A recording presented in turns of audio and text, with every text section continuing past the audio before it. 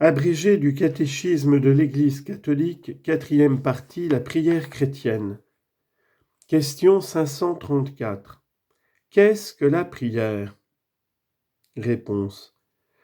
La prière est l'élévation de l'âme vers Dieu, ou la demande faite à Dieu des biens conformes à sa volonté.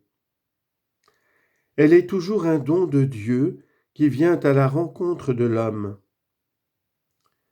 La prière chrétienne est une relation personnelle et vivante des fils de Dieu avec leur Père infiniment bon, avec son Fils Jésus-Christ, avec le Saint-Esprit qui habite en leur cœur. Chapitre 1er, la révélation de la prière. Question 535. Pourquoi y a-t-il un appel universel à la prière ? Réponse. Parce que Dieu, en tout premier lieu par la création, appelle tout être du néant.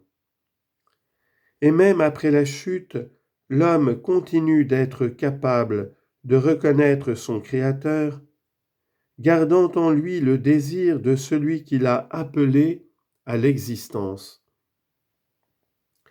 Toutes les religions, et particulièrement toute l'histoire du salut, témoignent de ce désir de Dieu chez l'homme. Mais c'est Dieu le premier qui attire inlassablement chaque personne à la rencontre mystérieuse de la prière. La révélation de la prière dans l'Ancien Testament. Question 536. En quoi Abraham est-il un modèle de prière ?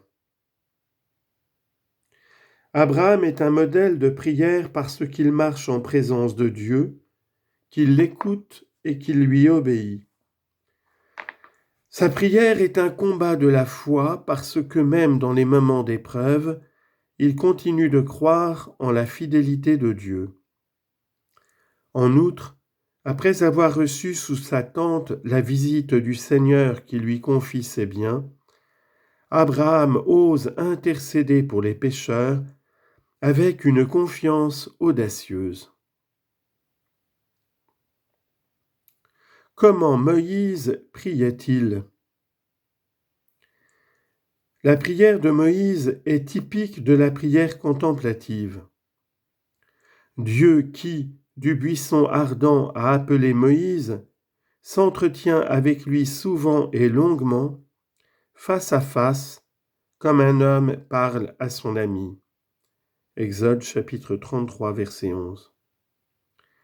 Dans cette intimité avec Dieu, Moïse puise la force d'intercéder avec insistance en faveur de son peuple. Sa prière préfigure ainsi l'intercession de l'unique médiateur, Jésus-Christ.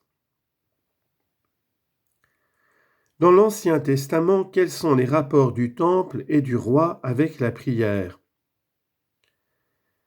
À l'ombre de la demeure de Dieu, l'arche de l'alliance puis le temple, s'épanouit la prière du peuple de Dieu sous la conduite de ses pasteurs. Parmi eux, il y a David, le roi selon le cœur de Dieu, le pasteur qui prie pour son peuple. Sa prière est un modèle pour la prière du peuple parce qu'elle est adhésion à la promesse divine et confiance remplie d'amour pour celui qui est le seul roi et le seul Seigneur. Quel est le rôle de la prière dans la mission des prophètes ? Les prophètes puisent dans la prière lumière et force pour exhorter le peuple à la foi et à la conversion du cœur. Ils entrent dans une grande intimité avec Dieu et ils intercèdent pour leurs frères, auxquels ils annoncent ce qu'ils ont vu et entendu de la part du Seigneur. Élie est le père des prophètes, c'est-à-dire de ceux qui cherchent le visage de Dieu.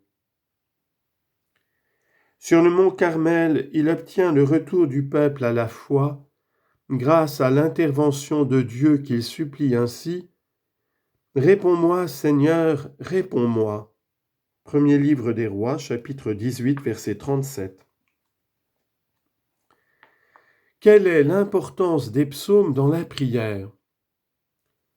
Les psaumes sont le sommet de la prière dans l'Ancien Testament.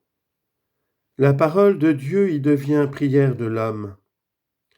Tout à la fois personnelle et communautaire, cette prière, inspirée par l'Esprit Saint, chante les merveilles de Dieu dans la création et dans l'histoire du salut. Le Christ a prié les psaumes et les a portés à leur accomplissement.